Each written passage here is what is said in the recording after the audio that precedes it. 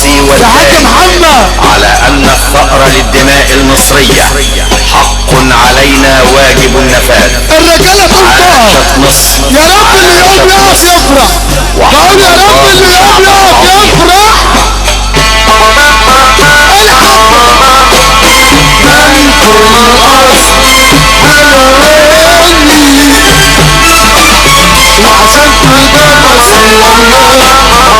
وعشان كده